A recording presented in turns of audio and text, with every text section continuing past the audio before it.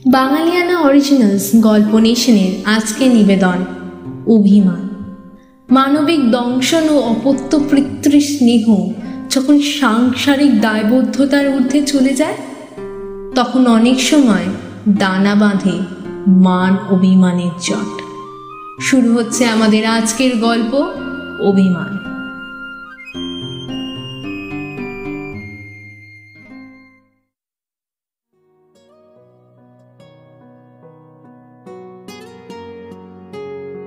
আজ আর্য জীবনে একটা স্পেশাল দিন। প্রত্যেক বছর এই দিনটা একবার করে ঠিকই আসে, কিন্তু এবারে একটু বেশি যেন স্পেশাল। সবচেয়ে কাছের মানুষের জন্মদিন আজ। নিজের কষ্টে রোজগার করা প্রথম মাইনের টাকায় উপহার কিনতে গয়নার দোকানে ঢুকলো আর্য। গয়না সম্বন্ধে তার কোনো আইডিয়া নেই, কিন্তু তাও বহু সময় ব্যথিত করে, দাদা এটাই প্যাক করে দিন, খুব সুন্দর করে প্যাক করবেন। হ্যাঁ, এই বলে একটা সোনার লকেটের সাথে সোনার একটা চেইন পছন্দ করে প্যাকিং করিয়ে পে করে বেরিয়ে আসলো। সব প্ল্যানিং আগে থেকেই করে রাখা নিজেদের বাড়িতে, শুধু বাড়ি পৌঁছে তাকে ফোন করে ডেকে নেবে। এইভাবে সে হাঁক দিল একটা অটো। এই যে অটো, দাসপাড়া যাবে? হ্যাঁ বাবু, বসুন। একটু তাড়াতাড়ি চলো দাদা, ভীষণ তাড়া রয়েছে। অটো থেকে নেবেই 9-10 পা দূরত্বে তার বাড়ি। টাকাটা মিটিয়ে ঝাঁ চকচকে সুটটা বারবার ঠিক করতে করতে লিফটের ভিতর প্রবেশ করলো। মনে মনে ভাবতে থাকলো, আচ্ছা গিফটটা পছন্দ হবে তো? এর আগে কোনোদিন কোনো মহিলাকে গিফট দেয়নি সে। লিফট 5 তলায় এসে থামলো। লিফট থেকে বেরিয়ে পাশেই তার ফ্ল্যাট। চাবিটা পকেট থেকে বার করে গেটটা খুলতে গিয়ে দেখলো গেট তো আগে থেকেই খোলা।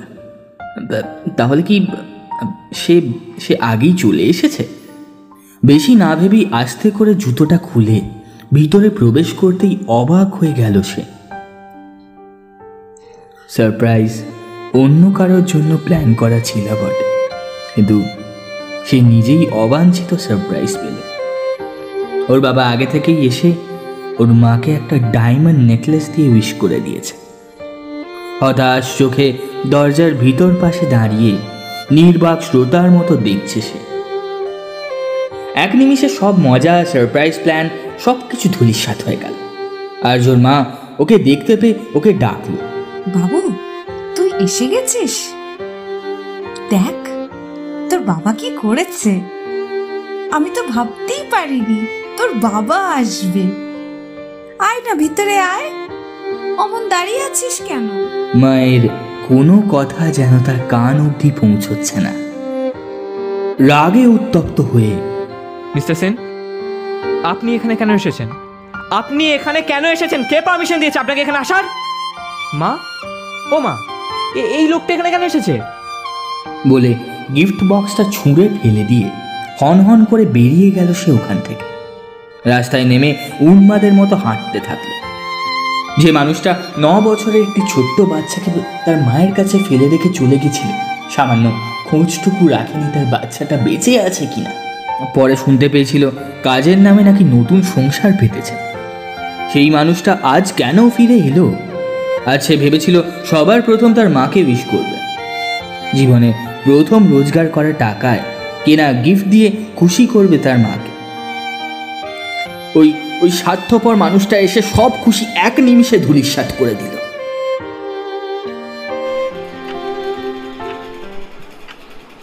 পরের দিন সকালে আর্য চোখ খুলল হসপিটাল বেডে। বিছানায় শুয়ে ডাক্তারকে ডাক দিল সে। ডাক্তারকে জিজ্ঞেস করে জানতে পারল কাল রাতে দ্রুত গতিতে আসা একটি ট্রাকের সঙ্গে ধাক্কা লেগে তার অ্যাক্সিডেন্ট হয়েছিল। স্থানীয়রা তাকে উদ্ধার করে হাসপাতালে নিয়ে আসে। তবে বড় কিছু হয়নি। আজ একটা দিন অবজারভেশনে রেখে তাকে ছেড়ে দেওয়া হবে আগামীকাল। অবিলম্বে একটা নার্সকে দেখতে পায় আর্য এবং জিজ্ঞেস করে তার বাড়ি থেকে কোনো লোক এসেছিল কিনা।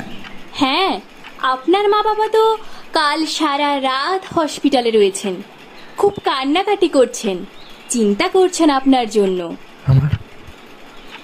আমার মাকে একটু ডেকে দিতে পারবেন? হ্যাঁ নিশ্চয়ই, আমি এক্ষুনি আপনার মাকে ভেতরে ডেকে দিচ্ছি। তার কিছুক্ষণ পরেই তার মা এলো তাকে দেখতে।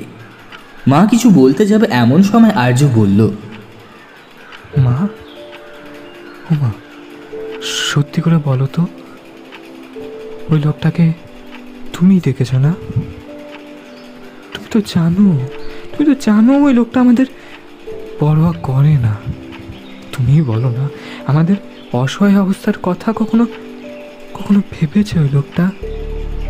কাঁদো কাঁদো গলায় বলে উঠলেন, বাবুরে, তোর এই শত প্রশ্নের উত্তর আজ আমি আর দিতে পারবো না। তোর বাবার প্রতি এই অভিমান জন্মে নিয়েছে হয়তো আমারই জন্য। তোদের এই দূরত্ব আমিই অপরাধী, আমিই দায়ী। পারলে আমায় ক্ষমা করে দিস বাবা। বলে কষ্টে কেঁদে বেরিয়ে গেলেন কেবিন থেকে। পরের দিন বাড়ি ফিরল আর্য, তবে ওর মা একবারও এলো না ওর ঘরে।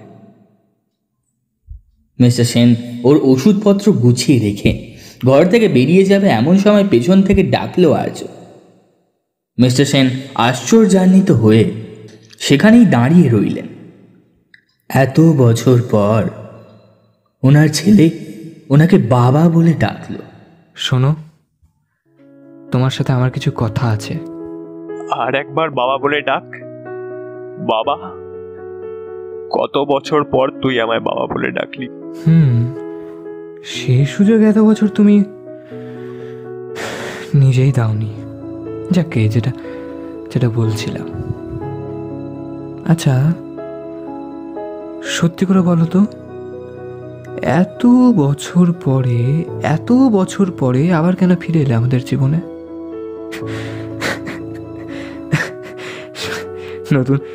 নতুন সংসার ফাঁকি দিল নাকি আমরা খুব ভালো ছিলাম আর সেটা তোমার ঠিক সহ্য হচ্ছিল না? সত্যি বলতে, আমার নতুন সংসার কখনো আমায় ফাঁকি দেবে না রে বাবা। তুই জানতে চাস তো কেন চলে গেছিলাম? তবে শোন, 14 বছর আগে তোকে স্কুলে ছেড়ে বাড়ি ফেরার পথে একটা বছর 4-এর বাচ্চা ভিক্ষা করতে করতে গাড়ি চাপা পড়েছিল। ওকে বাঁচিয়ে বাড়ি এনেছিলাম, কিন্তু তোর মা তোর ভালোবাসা ভাগ হবে, কমে যাবে পাছে এই ভেবে আমায় বলেছিল ওকে যেখান থেকে এনেছি সেখানেই ফেলে আসতে। আমার পক্ষে সেটা করা সম্ভব হয়নি। মানবিকতা দংশন করেছিল বারংবার। খোঁজ নিয়ে জেনেছিলাম বাচ্চাটার বাবা মা কেউ নেই। ওর মতো আরো অনেক শিশুকেই মিনতি মাসি নিয়ে গিয়ে ভিক্ষা করায়। সাথে এটাও ভেবেছিলাম তোদের কাছে সমস্ত পরিবার আছে, সেদিন ওদের পাশে আমায় দাঁড়াতেই হতো। তাই এই আরামের জীবন ছেড়ে ওদের মুখে হাসি ফোটানোর নেশা আমায় গ্রাস করেছিল। নিজের পিতৃপুরুষের বাড়িতেও স্নান করাতে পারিনি ওই ফুটফুটে বাচ্চাগুলোর। চলে গেছিলাম, তাই ভেবেছিলাম ফিরে আসবো, সবটা বলবো, কিন্তু সুদেশ না আমার সেই পথটাই যে বন্ধ করে দিয়েছিল রে বাবা। নিজের সন্তানের উজ্জ্বল ভবিষ্যৎ যদি আমি খারাপ করে দিই, সেই ভয়ে তোকে নিয়ে চলে আসে এই কলকাতায়। তবে তোদের জন্য কোনো অভিযোগ নেই আমার, তবে তোদের খুব ভালোবাসি রে বাবা, যা আমি প্রমাণ করতে পারবো না। হ্যাঁ, আমি পিতা হিসেবে অযোগ্য, স্বামী হিসেবে কলঙ্ক, তবে জানিস অর্ঘ, ওই বাচ্চাগুলো এখন বড় হয়ে গেছে। ওদের মতো আরো অনেক বাচ্চা আমার সাথে থাকে। জানিস আমায় কি বলে ডাকে? বাবা, বাবা বলে ডাকে ওরা আমায়। আমি ওদের মা, ওদের বাবা। আর সত্যি এটাই যে ওরা আমার বেঁচে থাকার অক্সিজেন। একাধারে তুই যে আমার অংশ রে। তোকে ছেড়ে যে আমিও ভেঙে পড়েছিলাম, কিন্তু ওরাই মুখে হাসি ফোটাতো। এবার তুই বল, মানব খাতায় আমি দোষী হলেও কি ঈশ্বরের খাতায় অপরাধী হয়ে যেতাম না? এত বছর পর এত বড় সত্যি শুনে কান্নায় ভেঙে পড়ল আর্য। ওর বাবা ওকে বুকে জড়িয়ে ধরে নিজেও কেঁদে ফেললেন।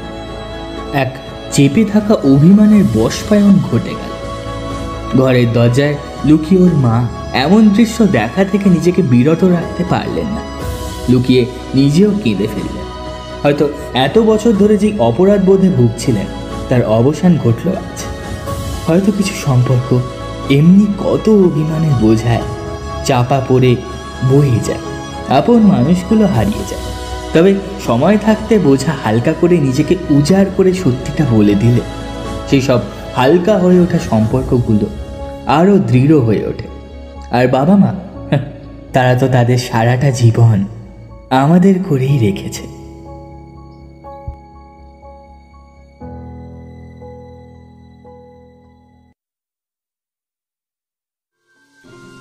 আপনারা শুনছিলেন অভিমান, রচনায় ঋতু পাত্র, গল্প পাঠক ও কথকের ভূমিকায় অর্জদেব চ্যাটার্জি, অর্জর ভূমিকায় মোহাম্মদ ইব্রাহিম, অর্জর মায়ের ভূমিকায় সঞ্জিতা ঘোষ, অর্জর বাবার ভূমিকায় দেবাঞ্জন বাগ, নার্সের ভূমিকায় পর্ণশী কর্মকার, গল্প সূত্রধর আমি শ্রীতমা ঘোষ, শব্দগ্রহণ ও আবহে অর্জদেব চ্যাটার্জি, পোস্টার ডিজাইনে আদিতি বিশ্বাস, পরিচালনায় ত্রিদীপ ও মৌমিতা। আমাদের গল্প যদি আপনাদের ভালো লেগে থাকে তাহলে লাইক, কমেন্ট, শেয়ার করতে ভুলবেন না কিন্তু। ফিরে আসছি আগামী এপিসোডে নতুন গল্প নিয়ে। ধন্যবাদ।